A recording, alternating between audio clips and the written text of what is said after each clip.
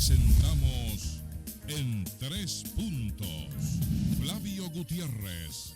Ustedes y nuestros invitados analizarán el acontecer nacional e internacional, hechos e ideas que ocupan la atención de la sociedad. Un aporte al debate en busca de soluciones a los asuntos nacionales e internacionales actualizados. En Tres Puntos. Dedicamos a hablar, yo no estoy preparado para tantas cosas. Muy buenas noches, amigas y amigos de su programa En Tres Puntos. Esta noche estamos en el jueves económico, donde tenemos la participación en la noche de hoy de dos interesantes figuras del mundo económico. Tenemos al doctor Roberto Argüello y tenemos también al doctor Luis Manuel Piantini desde la Florida, que va a estar con nosotros llevando todo lo que son estos temas económicos y todos los acontecimientos que se han dado a conocer durante todas estas semanas en el mundo económico y también en el mundo de las noticias. Pero para eso, Javier López nos va a acompañar, al igual que, como siempre, el licenciado Molina y Ezequiel Lizardo. Molina y Lizardo. Porque le gusta mucho a Javier tirarte los dos apellidos. Sí, sí, a mí también. Adelante, Ezequiel. Sobre todo porque es el apellido de mi mamá, Sí, Lizardo. Así es. Esa señora yo la amo con locura. Así es. Buenas noches. Buenas noches. Buenas Así noches, es. juventud. Divino tesoro. Así es. Vamos a ver si están conectados los muchachos allá en la Florida, de la Ciudad del Sol, que está haciendo bastante calor también allá en la Florida. Aparentemente tenemos problemas con Miami. Sí, no están conectados. Vamos a ver, no están conectados. Bueno, de todos modos, vamos a hablar de la economía dominicana, Ezequiel, aquí en lo que los muchachos se conectan. Hay 60.000 millones de razones para hablar hoy. Precisamente. Hay los 25.000 millones que se agregaron. Y hay 25.000 millones de razones más. 25 mil millones de razones más. ¿Cómo tú ves esa ampliación? A mí me han que hecho dio el ya Banco Central? esta pregunta 2 veces en programas que yo participo. Y yo no hablo de los 60.000 o 25 de una vez, sino que yo comienzo, Flavio y Javier, a hablar de los 21.300 millones de pesos que se liberaron en enero. Ustedes se recuerdan, ¿verdad? Claro. El Banco Central, teniendo la tasa a 8.5, la tasa de referencia, liberó en enero 21.300 millones de pesos solamente para vivienda de bajo costo de 4.5 millones hacia abajo, con garantía de 4 años, 9% de interés. Pero lo dividió de esta manera: 2.300 millones de pesos para la construcción o para los constructores y 19.000 millones para los adquirientes. Señores, abril de este año, o sea, en 4 meses, solamente se demandaron entre los constructores y los adquirientes solamente 3.700 millones de pesos.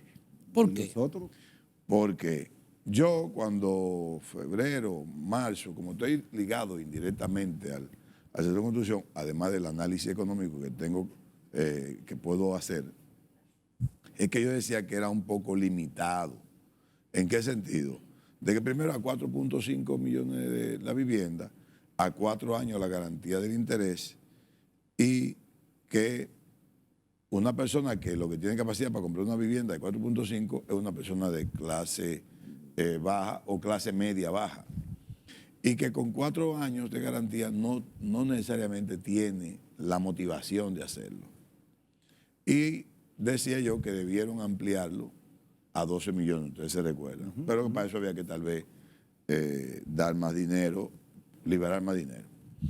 Bueno, pues ahí está, perfectamente, solamente fueron 3.700 millones de pesos, por lo tanto quedan todavía 17.000 millones de pesos de ese dinero de cosas. Entonces yo a esos 17 ahora le sumo los 34.000 y los 60.000 que liberaron a principios de junio, ya con una tasa de 8%.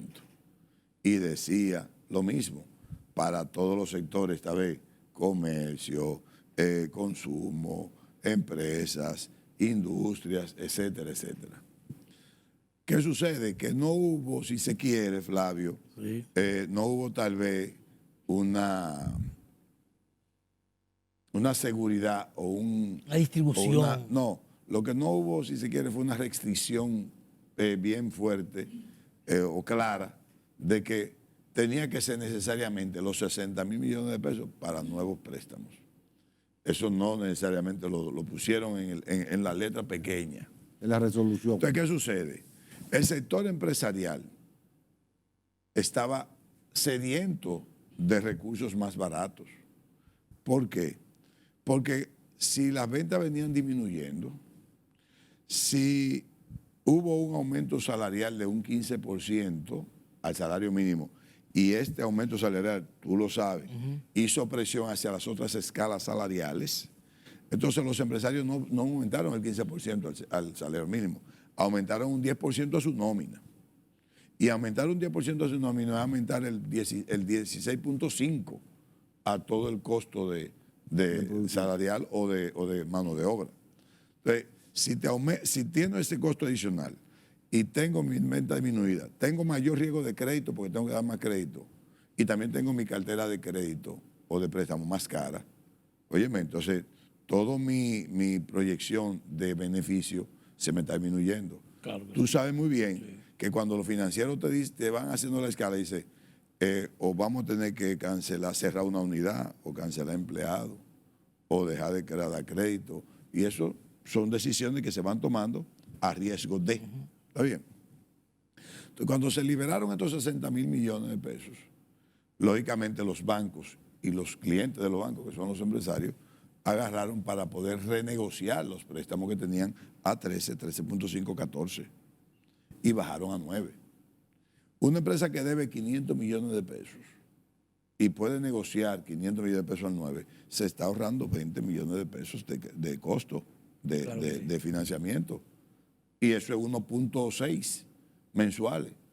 Eso además ayuda a que cualquier proyecto que estuviese congelado para fines de empezarlo, pudieran ya estar pensando hacerlo a una tasa más barata.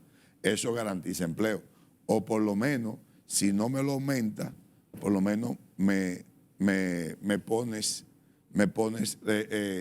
la posibilidad de que tengo el que o tengo más empleo o por lo menos preservo los que tengo. Entonces, dicen, no, que hubo confabulación, que hubo favoritismo. No, hombre, no. Lo que hubo es una sed y una necesidad de los empresarios de mandar esos recursos, que tú sabes muy bien, y tú, que 60.000 millones de pesos no es nada.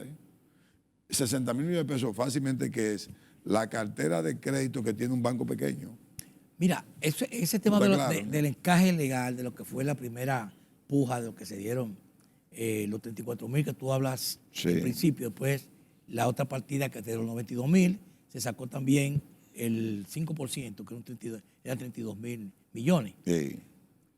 Hubo muchas quejas con eso, en el sentido de que la distribución que hicieron la banca, a la semana ya estaba agotado todo el dinero. Entonces, la gente se preguntaba, porque la selección que se daba a personas, que incluso le llamaban, te vamos a otorgar 2 millones, 3 millones, dependiendo la capacidad de la ahorro. Importancia del cliente, el tiempo. Del cliente. Pero no era una asignación ya definida, sino que te ponían en hold hasta que se verificara, después de decir, sí, tu préstamo te lo podemos otorgar. Entonces, muchas personas incluso hicieron prácticamente compromisos verbales, porque el banco me va a dar 2 millones. Y después decían, no podemos darte nada porque se agotaron. O se agotó la cuota que tenemos. Entonces, hubo muchas quejas con eso y muchas dudas también. Sí, pero fíjate lo que pasó entonces. Se agotaron los 60.000 millones de pesos. ¿Qué sucede? Que como hubo quejas, ¿qué están haciendo los bancos? Para que ustedes vean la parte positiva de esto, porque yo lo veo la cosa también del lado positivo. Muchos bancos lo que han hecho es bajar la tasa sin la liberación de encaje. En la negociación los bancos dicen, no, pero está bien, no te preocupes, que tu tasa de 13.5 te la vamos a llevar a 12, 11.5, sin el dinero del encaje. Simplemente le bajan la tasa. ¿Por qué?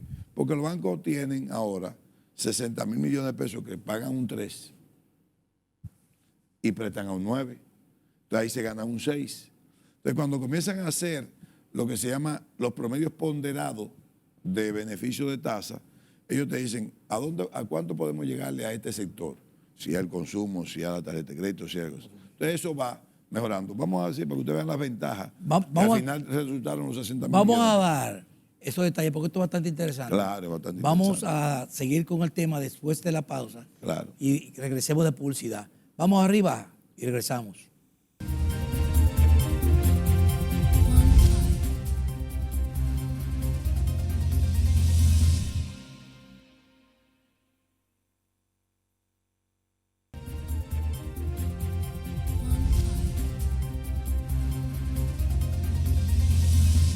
No lo es. Bien amigos, bien amigos, bien amigos, ya estamos aquí en la mesa de trabajo y llevando a temas interesantes como es el tema de la economía, lo que se está dando en estos momentos con el encaje legal, la dinámica económica que tiene el Banco Central para poder dar estos temas. Pero antes de todo vamos a brindar con un sabroso jugo de manzana de rica, con la calidad que siempre. Y a nuestra visita está también. presente. Ya ella está tomando, Sí. la gente aquí está todo complacido. Así es, refrescándose, sobre todo en estos momentos con calor y sobre todo en tanta gripe que hay y tanto virus raro. Tomar su jugo de manzana líquido, pero con la vitamina C que usted requiere. Igual que todos esos productos de rica, como los yogures de rica, que están vitaminados, esa agüita de coco, que es energizante, vigorizante y sobre todo, ahora en el calor, te reanima. Refrescante. Sí, así es. Y para terminar, esa compotica de rica que siempre después del almuerzo ayuda a uno a hacer Bastante. digestión. Bastante. Adelante, Ezequiel. Entonces, yo decía entonces que como el dinero se agotó y muchas empresas se quedaron en la lista, como dicen, y le reclamaron a su institución bancaria, mira, pero espérate, ¿qué pasó ahí?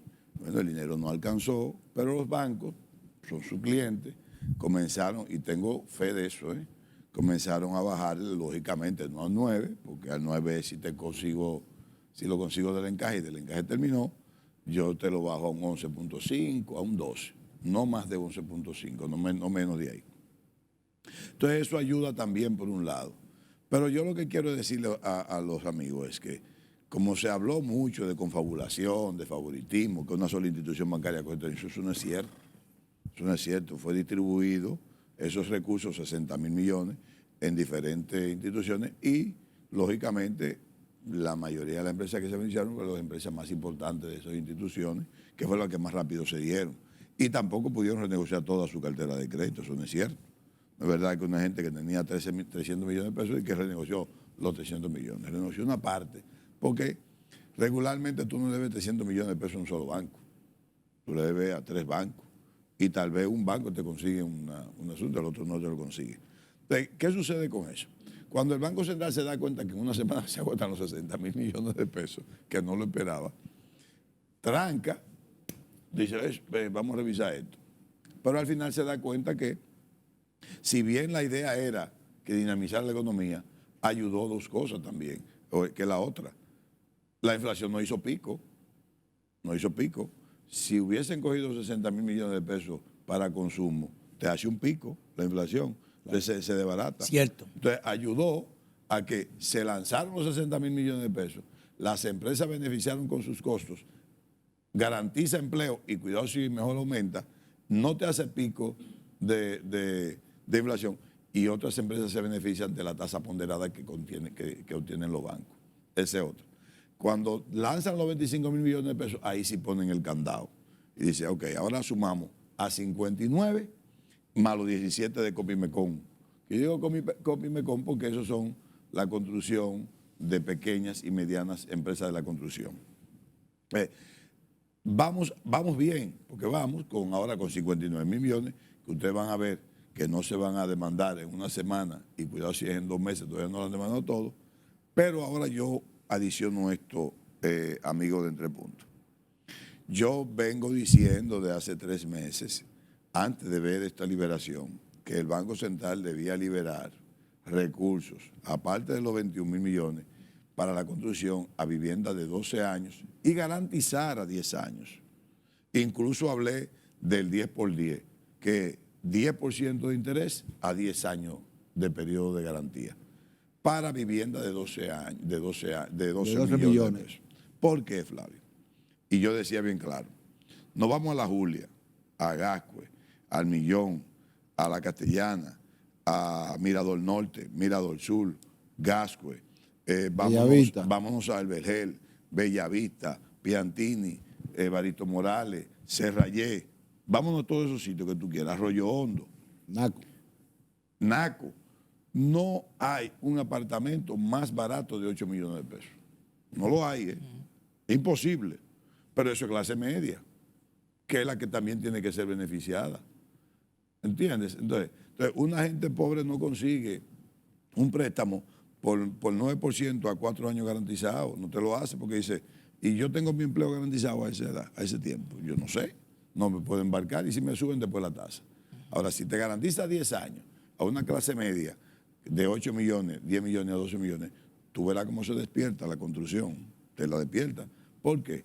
Porque ahora hay muchos constructores que tienen 80, 70, 60, 40 apartamentos sin venderse, y eso no te dinamiza la construcción, eso te crea un problema. Y otra cosa más,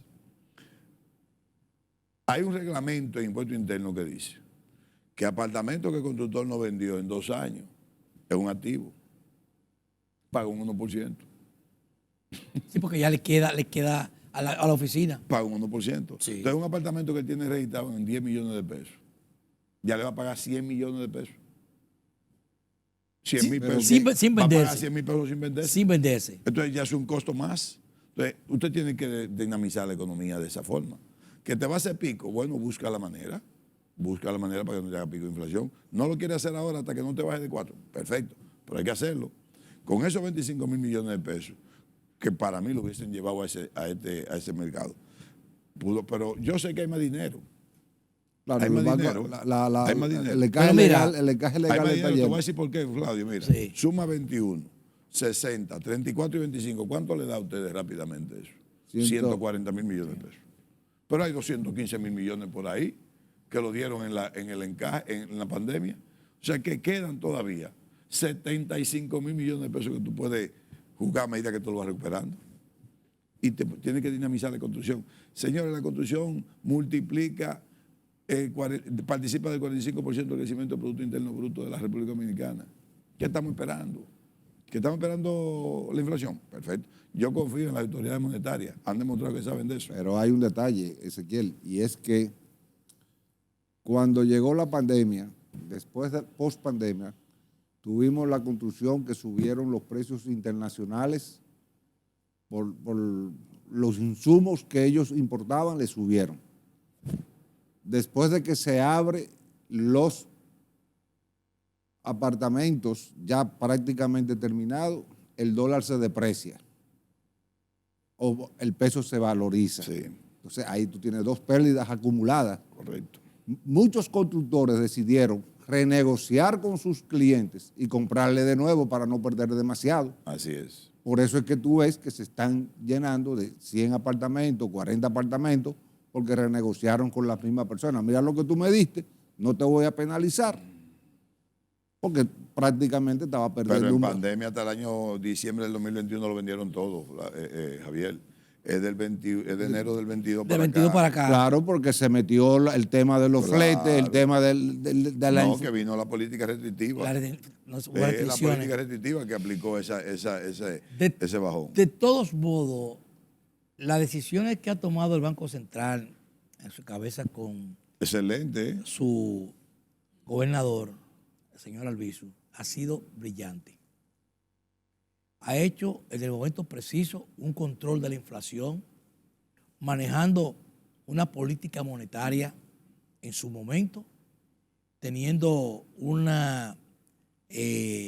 control de la devaluación subyacente, lo que ha estado en el mercado, cada 2 años, bien controlada. Ha tenido, en el momento preciso, tomaron el aumento de la tasa de interés en su momento adecuado. Eso le quitó presión al circulante y eso hizo que la inflación, que estaba en 7,8 y llegó hasta 8, sí, hoy día esté dentro de la meta, del rango meta.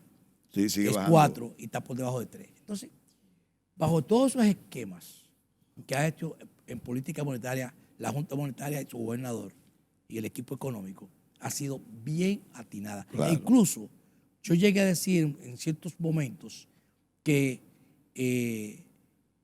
Estados Unidos, cuando se reunía en la FED, a veces tomaba la medida de subir tasas porque el gobernador aquí es dominicano. Lo hacía como un medio de sensible. Es lo contrario, Para decir el contrario, ya se estaba convirtiendo en algo al revés. Pero estaba haciendo como algo al revés. Entonces, ya Jaron Powell estaba esperando lo que hiciera Valdear Luis. ya Powell estaba esperando. ¿Qué va a hacer Valdear Luis? Entonces, esas medidas hoy día se puede decir que a pesar de tener un costo de combustible alto en su momento, se ha mantenido el proceso de inflación controlada después de toda esta pandemia, después de todos estos problemas que se han dado. Entonces, ¿qué podemos decir?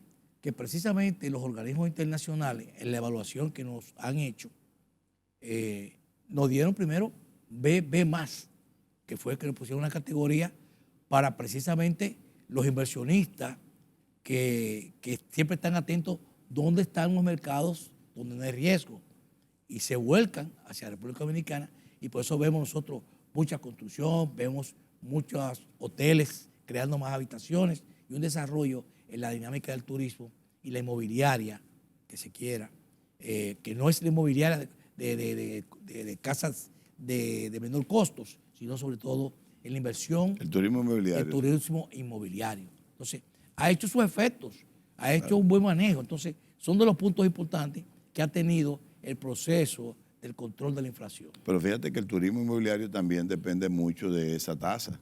Correcto. Porque mucha gente interno, porque el turismo inmobiliario tiene dos mercados, el extranjero y el dominicano. Aquí hay muchos dominicanos que compran un apartamento para ponerlo en alquiler al turista por Airbnb o por cualquier forma de administración del edificio. Pero también son extranjeros que lo compran porque garantizan 15 días o 21 días al año venir a su apartamento y al mismo tiempo lo van alquilando cuando no están. Y eso sirve para pagar el préstamo y para pagar el mantenimiento de la inversión. Con tu permiso, Ezequiel, vamos a irnos a nuestra segunda pausa comercial para continuar con todos estos temas de interés en los aspectos económicos, tanto nacionales como internacionales. Vamos a publicidad y regresamos.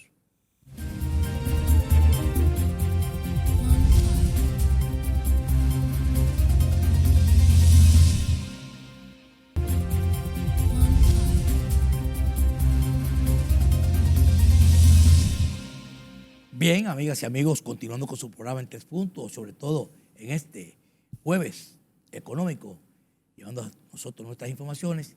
Lamentamos que la conexión que queríamos hacer desde la Florida con los muchachos, yo digo los muchachos para darle ánimo, esos siempre se animan y cogen fuerza, al doctor Roberto Argüello y al doctor Luis Manuel Piantini, tuvieron problemas con la conexión. Pero son muchachos. Pero son muchachos. Tuvieron problemas con la conexión y lamentablemente no va a poder estar en la noche de hoy participando con nosotros. Pero para eso está Ezequiel con nosotros también dando todos estos detalles. Javier, tú tienes una pregunta. Así es, Ezequiel, se está hablando de la reducción en la tasa de interés en la República Dominicana, la estabilidad de la tasa de interés en Estados Unidos, que posiblemente suba o que si baje, pero ya en estas semanas ya ha subido en Europa la tasa de interés interbancaria. ¿Por qué? Mira, tiene que ver con la inflación todo. En Europa la resistencia de la inflación es mucho mayor que la de Estados Unidos. En Estados Unidos la inflación sigue resistiéndose. Recuerda que la meta de ellos es 2 y está en 4, o sea, está doble a su meta. Pero en Europa está sobre 7 la tasa, la inflación. Entonces, Christine Lagarde y todo lo que es la Unión Europea, el Banco Central Europeo y todo, insisten en que hay que atacar la inflación. En ese ataque de inflación, Alemania entró en recesión, prácticamente Reino Unido entró en recesión, aunque no tiene nada que ver con la Unión Europea. Europa entero está cayendo en recesión porque ellos insisten en atacar la inflación con la subida de la tasa. Es una de las herramientas básicas y más eficaces para atacar la inflación. La diferencia en la que todavía ellos no colapsan, más que España, más que Alemania. Fíjate que Alemania está de capa caída. Como que es el motor de Europa. Sin embargo, Grecia, Italia, España y Francia no están sufriendo tanto, aunque tienen tasa alta y tienen la inflación alta, porque el turismo, señores, ayuda mucho a esos 4 países. Ustedes no se imaginan el flujo de turismo que siguen teniendo los 4 España países. son más de 60 millones Unos más que otros. Por ejemplo, París recibe 25 millones de turistas. París recibe 25 millones de turistas al año. Francia recibe 68, pero París recibe 25 de esos 68. España recibe 85, donde Madrid solamente recibe 15.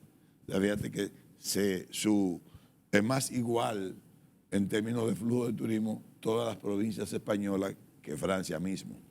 Grecia recibe muchos turistas. La gente entiende que no, pero sí. Y los chinos son los mayores, el mayor flujo de turistas que tiene Europa es China. Sí. Y los mayores compradores Yo no diría, de tiendas. Perdón, yo no diría chino, sino asiático, porque también los japoneses son pero los asiáticos enteros, pero China es... Claro, usted China no se lo imagina. ¿Eh? No, China, no, históricamente, China y como tiene... el país poblado que es. Y exhibir también lo que ha sido su muralla, Ahora, su historia, todas esas cosas. Que viajan a Y Europa. Pero te quiero decir, aparte de eso, ellos tienen un tránsito también bastante fluido. Ahora, lo que yo no le entiendo ni voy a entender, los que saben de eso más de geopolítica que yo, que lo digan, porque yo no, aunque yo no lo acepte, es por qué Europa se dejó meter en guerra. ¿Por qué Europa se ha metido en la cabeza que tiene que participar? Pero espérate, que la OTAN es una cosa y el continente es otro en términos de geopolítica. O sea, tú no puedes meterte en guerra como...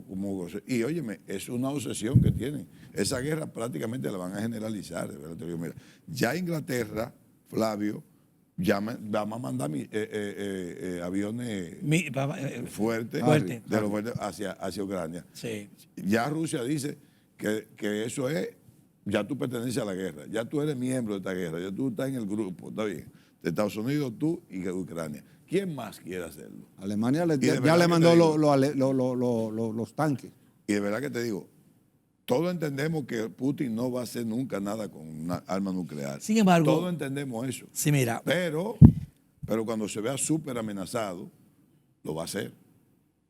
Lo va a hacer. Mira, la razón de Europa de entrar a la guerra es que en términos energéticos, quien le garantiza que si el control lo toma la OTAN, ellos tienen garantizado la energía porque todo el gas natural, los granos y una serie de alimentos que produce Ucrania es la garantía de la alimentación europea. Ellos tienen que entrar para poder tener lo estaban teniendo el abastecimiento. Sí, pero ¿a qué costo? No.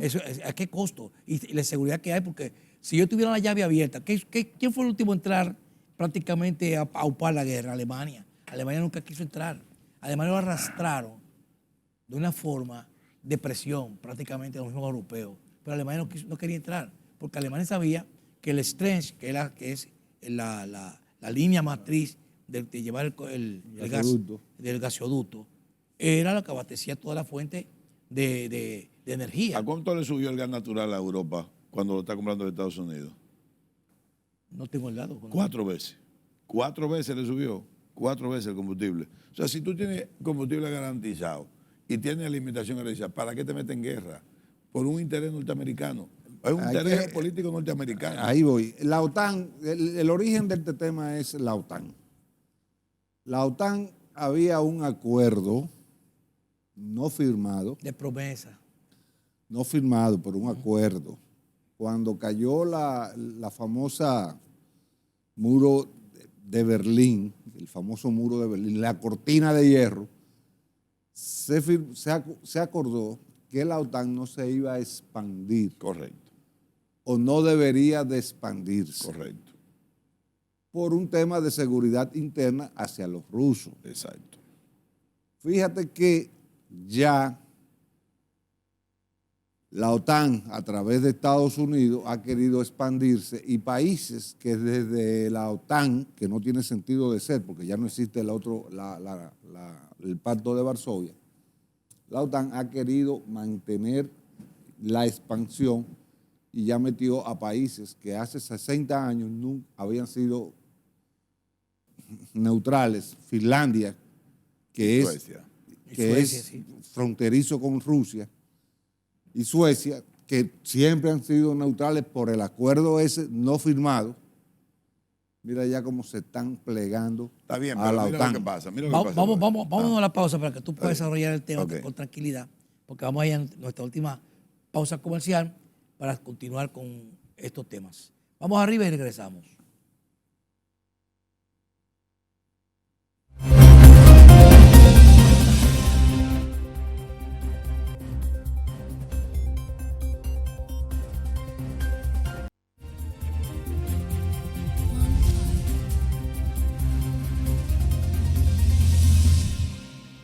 Bien, amigos, ya en los minutos finales del programa, tratando estos temas que son controversiales, pero realmente hay que ponerlo en el tapete o el plano de discusión. Tú tenías el Mira, desarrollo del programa. esa parte que nosotros hablamos de la geopolítica y de Europa y la guerra, uno la habla, porque aunque no tiene que ver con economía, sí lo tiene que ver. Claro. Y sobre todo para un país como este tan vulnerable y tanta dependencia. Nosotros lo que vemos es tanta doble moral y además tanto cosas que no tienen sentido en términos de por qué. Por ejemplo, hay bloqueo. Ahora Europa puso 10 medidas más de bloqueo hacia Rusia. Económica. Sí, pero ustedes sabían que Estados Unidos le paga a Rusia 100 millones de dólares, que se lo transfiere directo, porque le compra todos los meses 100 millones de dólares de uranio enriquecido. ¿Y por qué ellos dicen que, no, porque eso es seguridad nacional, eso no está metido en el bloqueo? Pero hay otras transacciones más. Hay transacciones entre Rusia y los Estados Unidos que pasan de 1.000 millones de dólares mensuales y no está en el bloqueo, porque eso son doble moral. Todavía Rusia le pasa combustible a Europa, Por Alaska. porque hay una parte, De Siberia a parte Alaska. que no está metido en el bloqueo. Hungría no se dejó entrar ahí en ese juego del bloqueo con Rusia. Turquía tampoco lo está haciendo. Entonces, ¿quién es que se está beneficiando ahora grandemente de la guerra? Ni siquiera ya es China, es la India.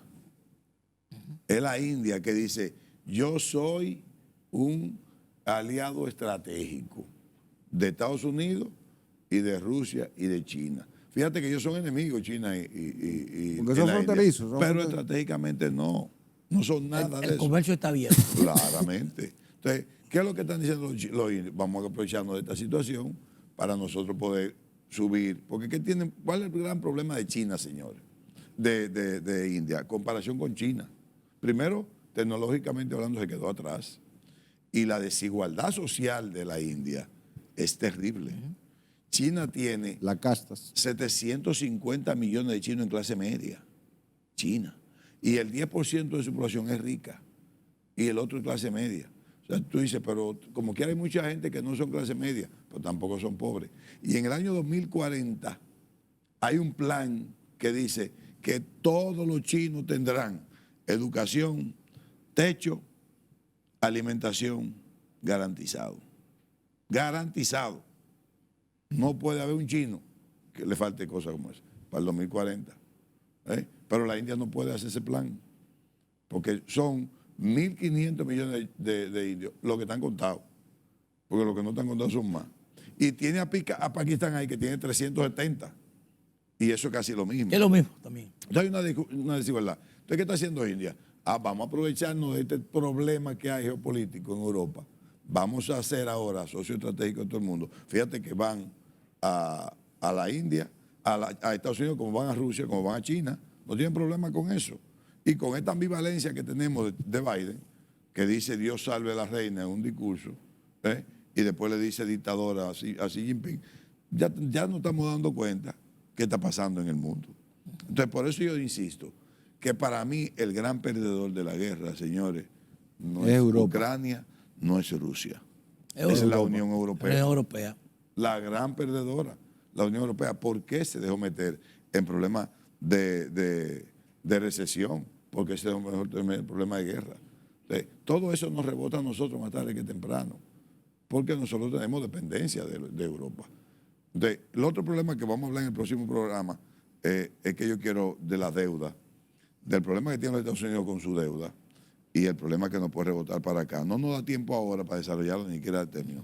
Pero yo entiendo que nosotros tenemos que ver a Europa con unos ojos más grandes, ver qué está pasando con Europa, qué tenemos nosotros que hacer con los europeos. España, bien, tenemos buenas relaciones. Fíjense que ahora hubo lo que explicó Roberto de inversiones dominicanas en España. El turismo, aquí la inversión, aunque no están llegando muchos turistas españoles, sí están llegando muchas inversiones de españoles en el sector turismo. Habrá que ver si hay en el sector de zona franca que podemos hacer, ¿entiendes? Para poder captar inversión, que al final eso necesitamos nosotros. Y los europeos, que ahora tienen un problema interno, lo mejor es traerlo para acá a invertir, ¿verdad? Ahora, ¿hay un plan para eso? Yo ¿tú lo conoces? Lo que trajo Roberto, lo que puso Roberto la semana pero pasada. eso es una convención, pero no hay un plan estatal de Estratégico. atracción de inversionistas extranjeros europeos. Yo no lo conozco. Entonces, son de las cosas que yo creo que si existen, que lo den a conocer, y si no existen, que comiencen a trabajar. Bueno, la hostelería, ellos dicen la hostelería también. Sí, que hay hostelería y Y hostelería. hay hostelería y hostelería. Porque hostelería tiene que ver mucho con lo que es la comida, Lo que es la convención. Es correcto. Ahí se ha abierto un plan bastante desarrollista con los hoteles boutique y otras cosas más ahí que están inventando. Entonces, quienes dominan esa área ahí, sobre todo son españoles. El turismo español está bastante robusto. Y ha sido prácticamente porque han podido capitalizar y adaptarse al sistema nuestro también. Digo, aquí en Dominicana, hablando de la inversión. Se han aplatanado. Hay un tema, Flavio, y que yo quiero junto con el de la deuda, dejarlo para el programa que viene, que son, pero hablarlo ya con otro contexto, los chinos de Malamú. Vamos a hablar de eso. Para el próximo programa. Vamos a hablar porque hemos tenido siempre el tema aquí en el programa. Sí. Antes de nosotros... Hay algo un dato bueno que yo te puedo dar la semana que viene. Vamos a tenerlo. Antes de terminar el programa, queremos saludar a don Juan Luis, que está siempre siguiendo el programa, a Héctor Quiñones, a mi amigo, que siempre está atento a todo lo que estamos ahí, también atento a nosotros mismos. A Pedro le damos nosotros Pedro Redondo, siempre está siguiendo nuestro programa. Y un grupo de personas más que se me van a quedar y no tener problemas, pero después vamos siguiendo esa picadilla de que te excusen lo que no mencionaste. que no nos llegaron. Pásenla bien, buenas noches, mañana estaremos con ustedes. Buenas noches. Bueno.